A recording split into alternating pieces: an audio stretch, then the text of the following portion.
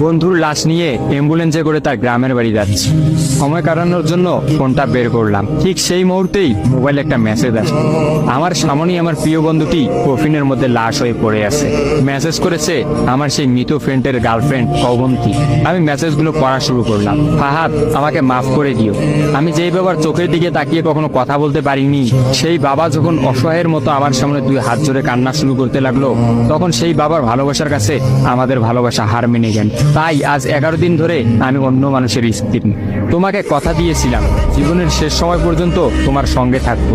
আমার সব সময় ভয় হতো যে তুমি আমাকে কষ্ট দেবে, হয়তো আমাকে ছেড়ে অন্য কাউকে বিয়ে করবে। অথচ দেখো, আমি তোমাকে কষ্ট দিলাম, আমি তোমাকে রেখে অন্য পুরুষকে বিয়ে করে ফেললাম। জীবনটা বড়ই অদ্ভুত, তাই না? তোমার কি মনে আছে আমি তোমাকে কাঁদতে কাঁদতে বলতাম আমাকে কখনো ছেড়ে যাবে না? তো তুমি হাসতে হাসতে উত্তর দিতে আমি তোমাকে কখনো ছেড়ে যাব না, তুমি আমাকে ছেড়ে গেলে যেতে পারো। তখন আমি অনেক রাগ করতাম, কারণ আমি তো তোমাকে পাগলের মতো ভালোবাসতাম।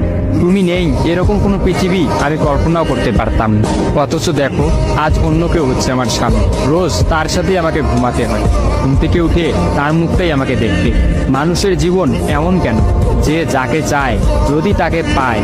প্রকৃতি তাতে কি এমন আসে যায়? কেনই বা প্রকৃতি তাদেরকে কাঁদায়? হুট করেই সবকিছু হয়ে গেছিল, তাই আমি ইচ্ছে করেই তোমার সাথে যোগাযোগ বন্ধ করতেই আমার নাম্বারটা বন্ধ করলাম। বিয়ের দিন ভাইয়ের ফোন হাতে নিয়ে আমার ফেসবুক আইডিটাও ডিলিট করে দিলাম। তুমি অনেক কষ্ট পেয়েছো আমি জানি, যার সঙ্গে সারা জীবন কাটাবো ভেবেছিলাম তাকেই শেষমেশ কষ্ট দিলাম।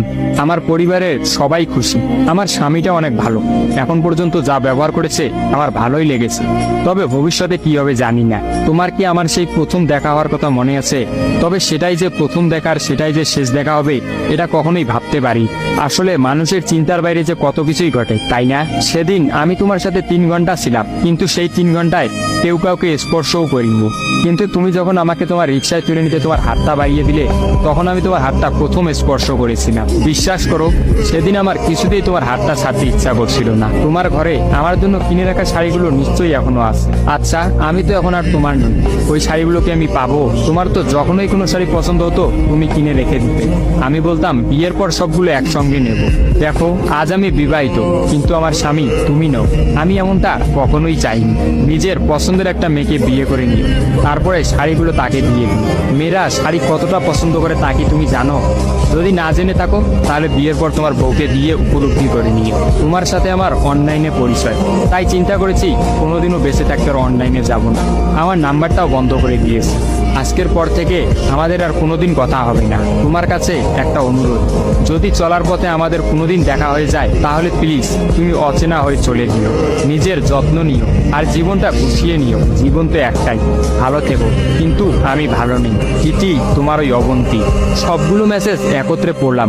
আমার সামনে চিরনিদ্রায় শুয়ে আছে ফাহাদ। অবন্তী পরপর 5 দিন অনলাইনে আসেনি এবং ফাহাদের সাথে কোনো যোগাযোগ করেনি। তখন এক রাতে অফিস থেকে ফিরে ফাহাদ রাগ করে তার ফোন